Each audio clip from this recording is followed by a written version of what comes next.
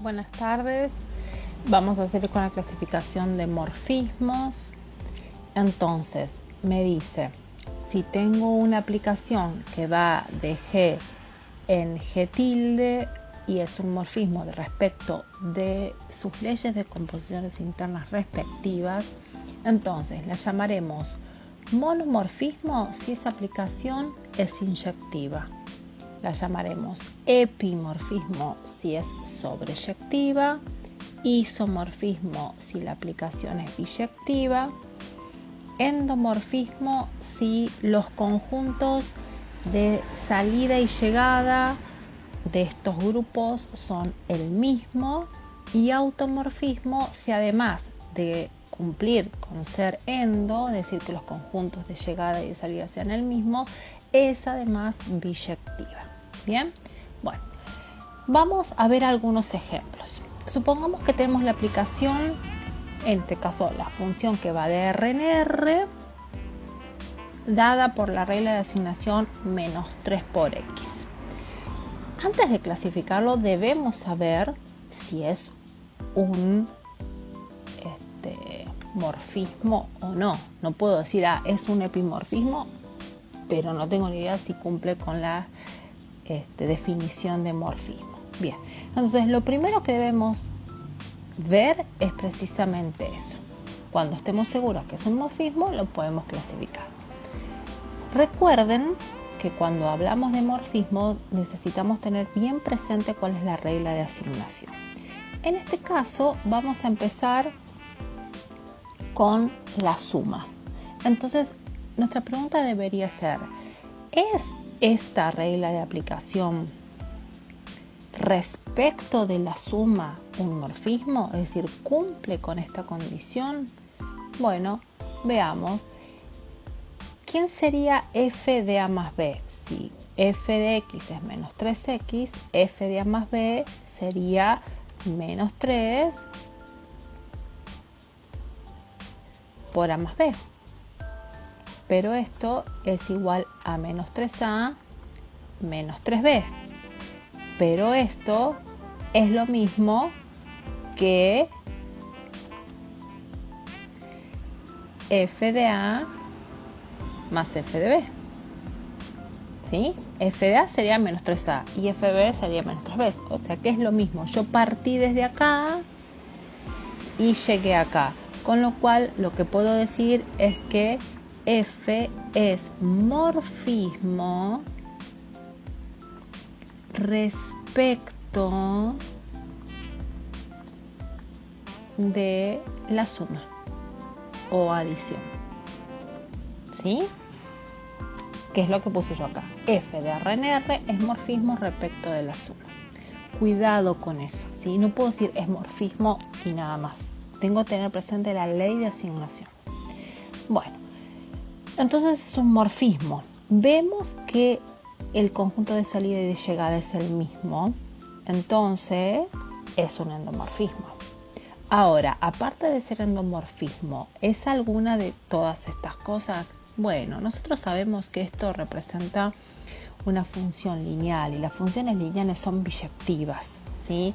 Recordemos que pensar en biyectividad es pensar en inyectividad y en sobreyectividad. Inyectividad, la pregunta que nos hacemos es, ¿a distintos elementos del dominio le corresponden distintos elementos de la imagen? ¿O lo que es equivalente, lo que llamamos el contrarrecíproco? Si las imágenes son distintas, entonces, ¿son diferentes los elementos del dominio? Bueno, en este caso es sí, con lo cual mi función es inyectiva. Y como el codominio es la imagen, precisamente por ser una función lineal, ¿sí? Recordemos que es esta la función que tenemos, entonces mi aplicación, mi función es biyectiva. Esto me dice que tengo un endomorfismo biyectivo, con lo cual mi f para la suma es un automorfismo. ¿Sí? ¿Será así para cualquier otra cosa? Nos podemos preguntar eso para cualquier otra ley de composición. Bueno, veamos. ¿Será para el producto? ¿Eso qué significa? ¿Valdrá la definición de morfismo? Veamos. ¿Quién es f de a por b? Es menos 3 a por b. ¿Y quién es f de a? F de a es menos 3a. ¿Y quién es f de b? F de b es menos 3b. Ahora, si yo hago lo que me indica el miembro de la derecha, yo tendría menos 3a por menos 3b. Y eso es 9ab. Es decir, ¿cómo es esto respecto de esto? ¿Son iguales o son diferentes? Son diferentes. Como son diferentes, entonces, vamos a allá, ahí está. Entonces, esto no es morfismo respecto del producto. Es decir, teníamos un automorfismo respecto de la suma para esta aplicación, pero ni siquiera tenemos un morfismo respecto del producto. ¿Sí? Queda claro esto de que siempre tengo que pensar respecto de qué ley de composición, en este caso sumas o productos. Bueno, veamos esto. Este directamente me dice la función que va de RNR, tal que su regla de asignación es x más 1, no es un morfismo respecto a la adición. Bueno, ¿por qué no? Y no debe cumplir con la definición de morfismo. Veamos, yo tengo que f de x1 más x2 debería ser, si fuera un morfismo, f de x1 más f de x2, ¿no es cierto? Bueno, veamos quién es f de x1 más x2. Esto es x1 más x2 más 1. Fíjense, agarras el elemento del dominio y le sumas 1. Esa es la regla de asignación. Eso por un lado. Por otro lado, tenemos que f de x1 más f de x2 es x1 más 1 más S más x2 más 1. Es decir, me queda x1 más x2 más 2.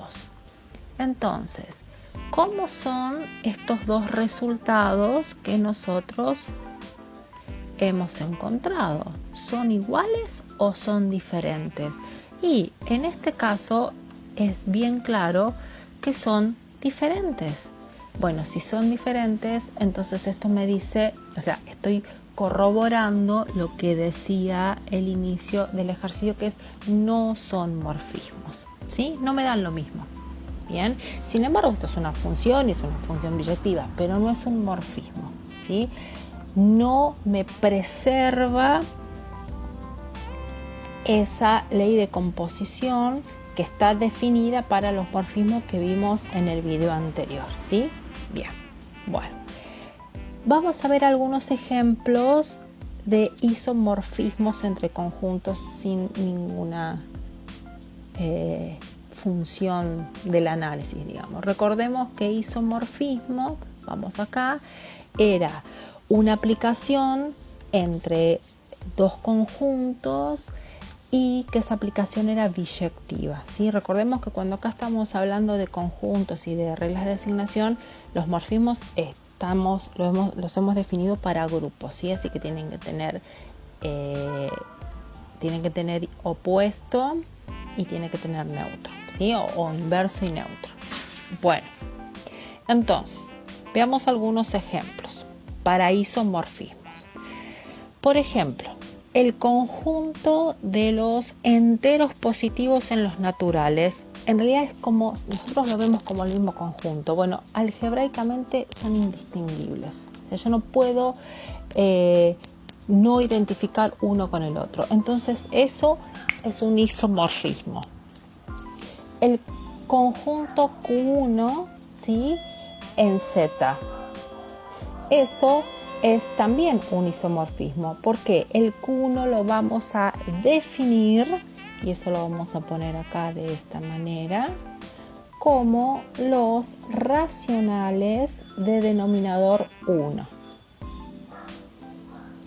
Finalmente, el isomorfismo que me lleva de CR, que es el conjunto de los complejos con parte imaginaria 0, a los reales, ¿sí? Esas son todas cosas que para nosotros hemos trabajado con conjuntos y son obvias y son ejemplos de isomorfismo.